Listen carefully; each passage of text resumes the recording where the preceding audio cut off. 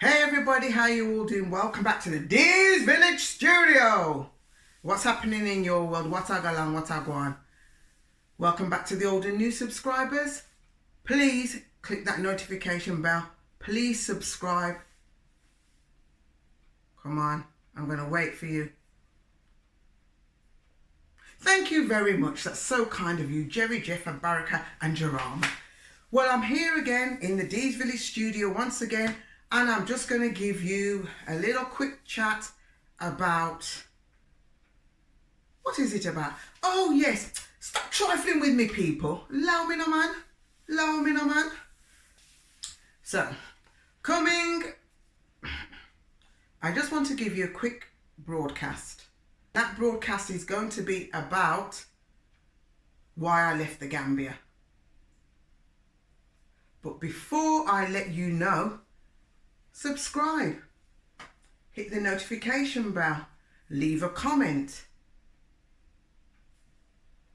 It's free, don't cost you nothing. So just help a girl out, just subscribe. Thank you so much. So the broadcast begins now.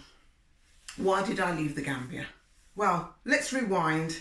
For those of you that have been following the journey from the initial instance, my intention was not ever to stay in the Gambia. My intention was to go for 6 months to see if it's somewhere that I could live on a permanent basis. And for those of you that don't know, I've been to the Gambia before. So when I was there, my intention was to stay for 6 months, and then I stayed in the end for around 9.5 months. So I outdid my own expectation. And the reason and the rationality for me going there for that length of time was to see if I could live there. I could live in the Gambia on a full-time basis or even a part-time basis.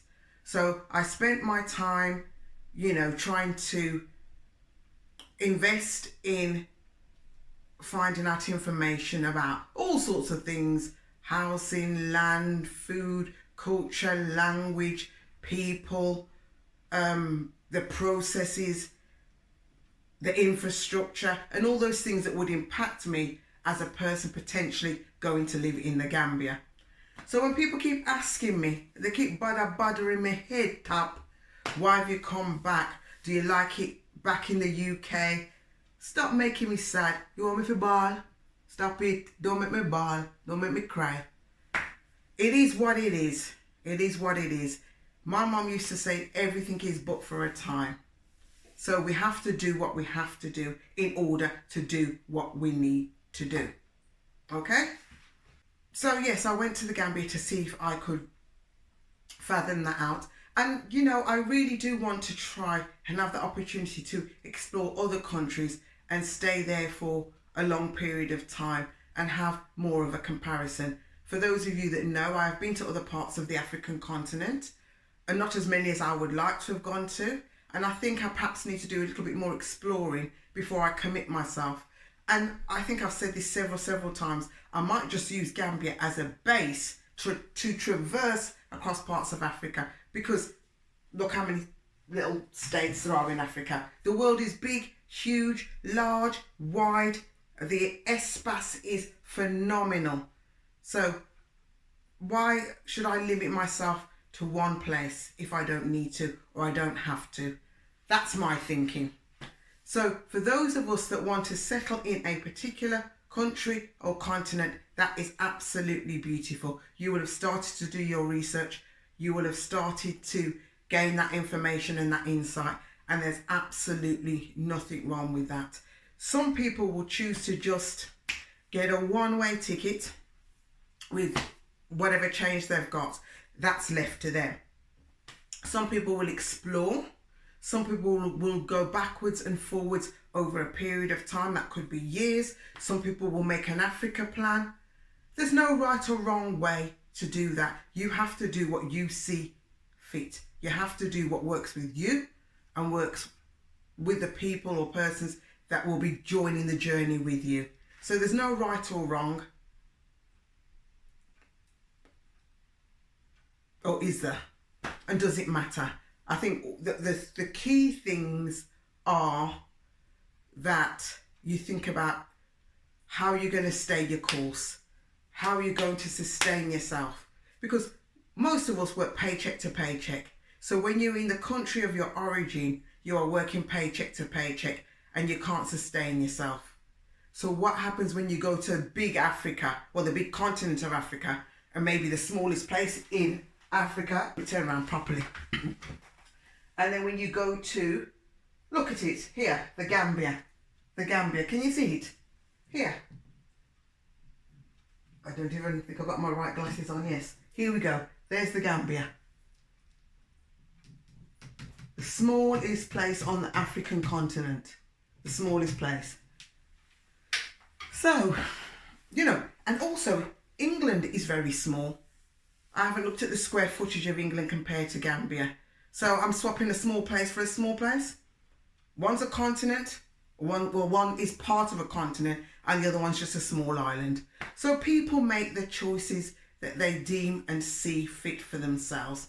It's not for me or anybody else to say that's right or that's wrong. You do what you have to do. But what I certainly always continue to talk about is sustainability. If you can't sustain yourself in your country of origin, how are you going to be able to sustain yourself elsewhere? It's a question. I'm not saying you won't be able to, it's just a question. So for me, my intention was not to stay in the Gambia forever. My intention was to explore. I've done some exploration and I've explored. I hope that answers all your questions.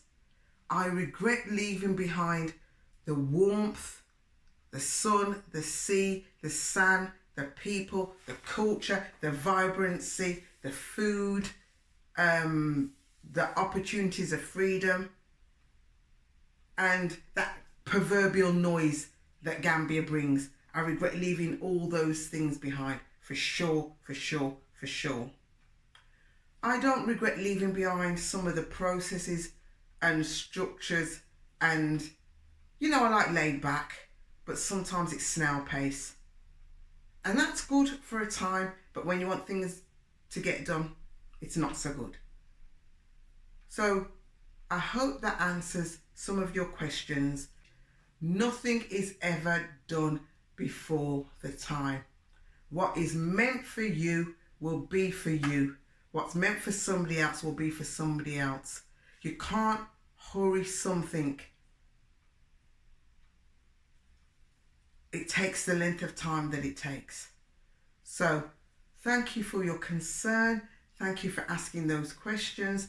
Thank you for raising dialogue. So just to wrap it all up, peace, power, guidance and protection. It's been D at D's Village. Subscribe, comment, give it a thumbs up if that's been at least raising awareness for you.